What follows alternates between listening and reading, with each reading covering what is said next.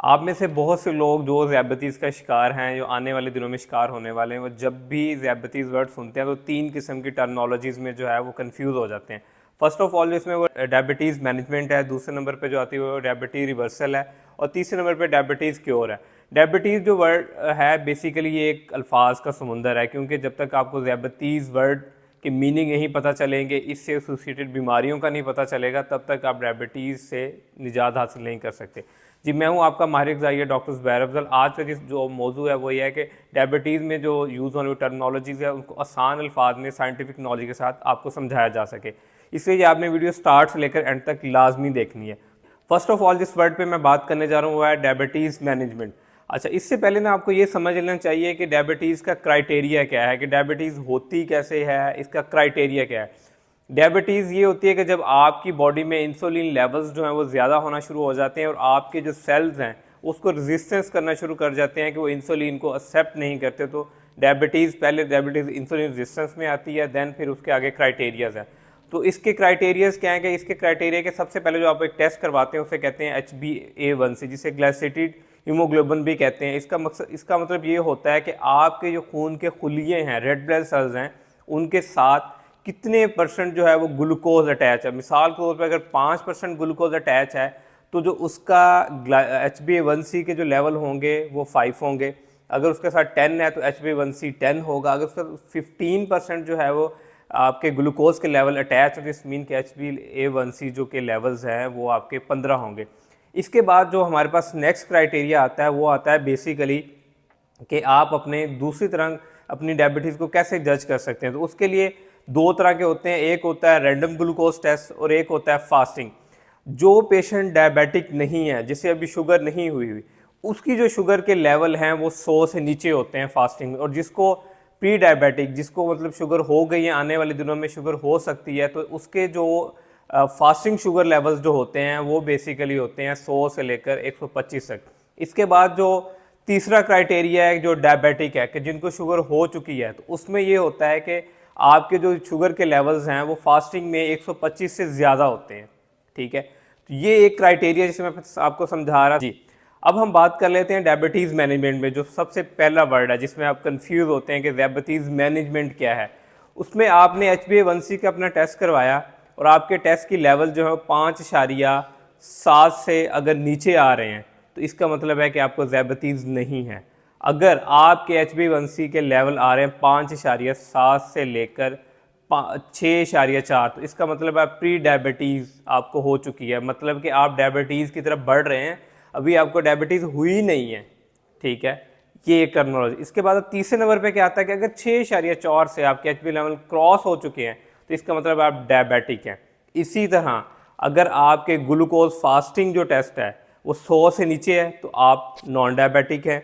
अगर 100 से लेकर 125 तक का है तो आप प्री डायबिटिक है। अगर 125 से ज़्यादा है तो इसका मतलब है कि आप डायबिटिक हैं। ठीक है, अब इंसुलिन मैनेजमेंट में क्या होता है कि इंसुलिन मैनेजमेंट ये होता है कि अगर आप प्री डायबिटीज़ से डायबिटिक में कन्वर्ट हो चुके हैं और आप अपनी जस्ट इसमें मेडिकेशंस के ऊपर हैं, आप अपना लाइफस्टाइल नहीं चेंज कर रहे, आप कोई फर्दर डायबिटीज़ के लिए नॉलेज नहीं गेन कर रहे, ना ही आप अपनी जो है रोज़मर्रा ज़िंदगी में डिसिप्लिन लेके आ रहे हैं, क्योंकि डायबिटीज़ और मोटापा ये दोनों ऐसी बीमारियां हैं जब तक आप अपनी लाइफ में डिसिप्लिन नहीं लेके आते या अपनी लाइफ में चेंजेस नहीं लेके आते तब तक आप इनको कंट्रोल नहीं कर सकते। तो ये टर्मिनोलॉजीज़ मैंने आपको क्लियर कर दी। अगर आप 6.5 पे हैं और आप अपना लाइफस्टाइल नहीं चेंज कर रहे और आप जस्ट जो है वो ड्रग्स, जिसे नॉर्मल आप मेडिसिन कह सकते हैं, उसके ऊपर डिपेंडेंट हैं और जस्ट आप ड्रग्स ले रहे हैं और 6.5 तक अपने लेवल्स मेंटेन कर रहे हैं और डिसिप्लिन नहीं लेके आ रहे और खा पी रहे हैं, जैसे नॉर्मली हमारे अगर आप किसी जनरल पब्लिक में बैठे हों तो बात होती है जी मैं शुगर तो इंसुलिन की गोली खा ली है तो मेरी शुगर कंट्रोल है तो मैं हर चीज़ खांदा हूँ। ये एक जनरल सी टर्म है जो आपको नॉर्मली हर बंदे से सुनने के लिए मिलती है। तो इसको हम कहते हैं डायबिटीज़ मैनेजमेंट, कि मतलब आप अपनी डायबिटीज़ को कंट्रोल कर रहे हैं ड्रग्स के साथ साथ। ठीक है, ये थी मैनेजमेंट तक बात। अब आ जाते हैं हम डायबिटीज़ रिवर्सल की तरफ। ये आजकल मोस्ट पॉपुलर जो है वो एक टर्म यूज़ हो रही है, डायबिटीज़ रिवर्सल, क्योंकि पूरी दुनिया में डायबिटीज़ की शरह बहुत ज़्यादा बढ़ रही है और पाकिस्तान तो इस वक्त पूरी दुनिया में पहले नंबर के ऊपर है। जब तक डायबिटीज़ रिवर्सल वर्ड मार्केट में आया था तो उससे पहले सिर्फ डायबिटीज़ मैनेजमेंट पे बात होती थी, अब डायबिटीज़ रिवर्सल पे भी होती है। चलिए अब डायबिटीज़ रिवर्सल टर्म को कैसे समझ सकते हैं, मैं आसान अल्फाज में आपको साइंटिफिकली समझाता हूँ। आपके HbA1c लेवल 5.7 से लेकर 6.4 तक हैं, आप प्री डायबिटिक हैं, तो इस फेज़ में आप डायबिटीज़ रिवर्स कर सकते हैं। अच्छा, अब डायबिटीज़ रिवर्सल को हम दो फेजेस में कन्वर्ट करते हैं, एक परफेक्ट रिवर्सल है और एक है ड्रग रिवर्सल। ठीक है, अब सबसे पहले हम परफेक्ट रिवर्सल की तरफ आ जाते हैं। मिसाल के तौर पे आपको प्री डायबिटिक डायग्नोज हो चुके हैं, आपके 5.7 से लेकर 6.4 तक आपके लेवल्स आ चुके हैं। इसमें क्या किया है कि आपने फ़ौरन से अपनी बॉडी में लाइफस्टाइल चेंजेस लेके आना शुरू कर दिया। अगर आपका बॉडी वेट 5 से 10% ज़्यादा है, आपने वो कम करना शुरू कर दिया। आपने डाइटरी चेंजेस लेके आना शुरू कर दी कि आपने लो ग्लाइसेमिक डाइट पे शिफ्ट हो गए, आपने वॉक और एक्सरसाइज की रूटीन अपना ली। इससे ये होगा कि आपके 6 से 8 महीने के बाद प्री डायबिटिक फेज से आप निकल चुके होंगे, जो आपके 5.7 से लेकर 6 तक लेवल से वो नीचे आ जाएंगे। तो इसे हम कहते हैं परफेक्ट डायबिटिक रिवर्सल के। इसमें क्या किया है कि आपने एक डिसिप्लिन को अपनाया है, आपने एक नॉलेज को यूज़ किया है और अपनी लाइफ में चेंजेस लेके आए। अब दूसरे नंबर पे जो डायबिटिक रिवर्सल है वो आता है थ्रू ड्रग्स, कि आपने क्या किया है कि कुछ अपनी लाइफस्टाइल चेंजेस लेके आए हैं और कुछ आपने ड्रग डिपेंडेंट होते हुए अपनी जो है वो प्री डायबिटीज़ को ट्रीट किया है। मिसाल के तौर पे कि आपने क्या किया है कि आप जस्ट जो है वो अपनी वॉक और एक्सरसाइज की रूटीन को मेंटेन कर रहे हैं और डाइट ले रहे हैं, लेकिन डाइट में जो है वो आप 60 to 70% फॉलो कर रहे हैं, बाकी 30% जो है आप ड्रग डिपेंडेंट है। तो इसको हम डायबिटीज रिवर्सल तो कहेंगे, लेकिन परफेक्ट डायबिटीज रिवर्सल नहीं कहेंगे, क्योंकि आप स्टिल आप ड्रग डिपेंडेंट हैं। तो अगर आप रिवर्सल की बात कर रहे हैं तो मैंने उसमें आपको बताया कि दो टर्मिनोलॉजीज हम यूज़ कर रहे थे, परफेक्ट और वो मैंने आपको कम्प्लीटली एक्सप्लेन कर दी हैं। इस तरह आपको समझ आ चुकी होगी डायबिटीज़ मैनेजमेंट में हम टोटली ड्रग पे डिपेंडेंट होते हैं, और डायबिटीज़ रिवर्सल में क्या होता है कि ड्रग्स प्लस लाइफस्टाइल। अगर लाइफस्टाइल से कर रहे हैं तो परफेक्ट है, अगर ड्रग प्लस डाइट को कर रहे हैं तो फिर ये इसको हम कह सकते हैं कि ये जस्ट रिवर्सल है। और जो इस तरह का रिवर्सल होता है वो कम बैक आ जाता है, जो ड्रग डिपेंडेंट होता है। जो आप डाइट, लाइफस्टाइल चेंजेस और एक्सरसाइज से कर रहे हैं, इसमें आप लॉन्ग टर्म अडॉप्टेशन लेके आते हैं, इससे ये होता है कि जल्दी आपकी चेंजेस वापस नहीं आती। अब आते हैं हम तीसरी टर्म की तरफ, जिसे हम कहते हैं डायबिटीज़ क्योर। डायबिटीज़ क्योर जो है ये वर्ड बहुत यूज़ किया जाता है कि डायबिटीज़ हमेशा के लिए ख़त्म हो जाएगी, ये हो जाएगा, फाते ज़ियाबतीज़, इस तरह के पेजेस भी बने हुए हैं। एक बात अपने दिमाग में लाजमी बिठा लें, मोटापा और शुगर, जिसे उर्फ में ज़ियाबतीज़ भी कहते हैं, ये कभी भी कम्प्लीटली क्योर नहीं हो सकती। ये दोनों जो डिजीज़ हैं ये जस्ट रिवर्सेबल हैं।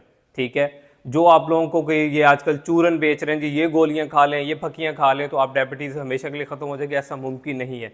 डायबिटीज़ और ओबेसिटी ये दोनों आपके लाइफस्टाइल से लिंक है। जितना आपका अच्छा लाइफस्टाइल होगा उतनी जल्दी आप इसको रिवर्स कर लेंगे, जितना बुरा लाइफस्टाइल का उतनी ही जल्दी आप दोबारा इनके शिकंजे में आ जाएंगे।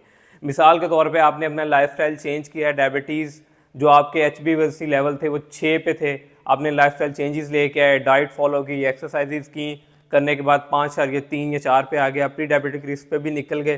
फिर क्या किया, 6 महीने ये करने के बाद दोबारा आपने वही रूटीन अपनाना शुरू कर दी, आपने दोबारा से अपनी वॉक छोड़ दी, डाइट छोड़ दी, और वही 9-10 बजे उठना, जो दिल किया उसमें आप पापे खा रहे हैं, बर्गर खा रहे हैं, नान खा रहे हैं, तो ऑटोमेटिकली अगेन आप प्री डायबिटिक भी हो सकते हैं और डायबिटीज़ में भी कन्वर्ट हो सकते हैं। इसी तरह मोटापे में भी है कि अगर मिसाल के तौर पे आपका वेट 100 kg था और आपने इसको कम किया है, 7-8 माह में 60 किलो पे आए हैं, 60 किलो पे आने के बाद आपने उस लाइफस्टाइल को मेंटेन नहीं किया, आपने दोबारा वही अपने लाइफस्टाइल में जो पुरानी आदत थी शामिल कर ली, लेट सोना, अपनी पोर्शन कंट्रोल डाइट ना लेना, वॉक एक्सरसाइज को रूटीन ना बनाना, तो अगेन आप वेट गेन करना शुरू कर देंगे।